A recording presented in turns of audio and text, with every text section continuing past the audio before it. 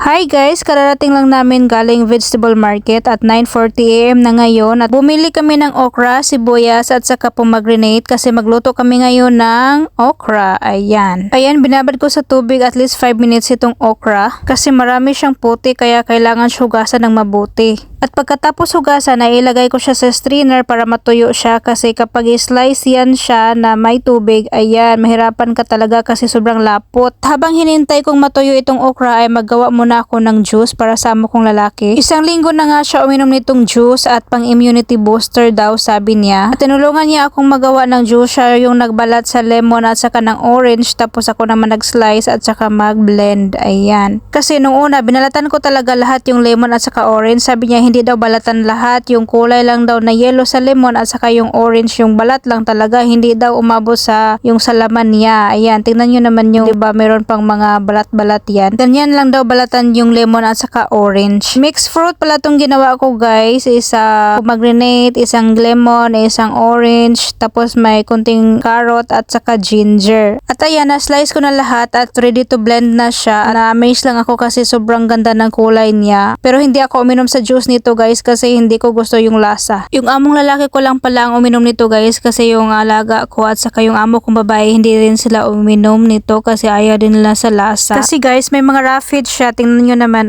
diba may mga parang buto-buto pa siya. Ayaw kasi i-strain ni sir kasi mas healthy daw kapag may mga raffid kaya hindi niya ini-strain. Kumuha lang ako ng isang baso para ipainom sa amo kong lalaki at ang yung sobra ay ilagay ko dito sa water bottle para dalhin ni sir sa trabaho. Malaki nga pala tong water bottle guys pero sobrang na-amaze ako sa amo kong lalaki, ang lakas uminom kasi bago siya umuwi galing sa trabaho ay ubos na yan, grabe. At pagkatapos ko gumawa ng juice ay ayan, medyo tuyo na yung okra kaya mag-slice na ako. Ang ginawa ko guys ay nilinis ko muna itong okra both side, tapos lahat talaga guys nilinis ko muna siya bago ko siya i-slice. At ayan, nilalamig ako kaya ako nagtakip ng shawl. Natapos ko na siya nilinis both side kaya ngayon ay hiwain ko na siya. Ang paghiwa nito guys ay kailangan siya pantay kasi kapag maliit yung iba malaki, masusunog yung maliliit sa pag-deep fry.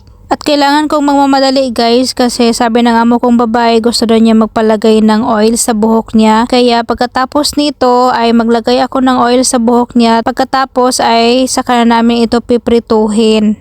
A few moments later. At ayan, 10:25 na ng umaga ngayon ay maglagay na ako ng oil sa buhok ng amo kong babae. Kasi gustong gusto talaga niya maglagay ng oil sa buhok niya guys kasi mamassage ko yung ulo niya at ma-feel daw niya na ma-relax siya. Kaya bago siya maligo ay magpalagay talaga yan siya ng oil. Alam niyo na kapag matanda na, yung mga matanda nga sa amin ay ganyan din ang ginagawa. Gusto nila i-massage yung ulo nila. Mga 10 minutes ko nga pala itong na-massage yung ulo niya guys at pagkatapos ay ayan, magprito na kami ng okra. Kailangan kong magmamadali kasi mamaya magsimba kami kaya ayan, laban lang, ambisyosa biyata. Charot!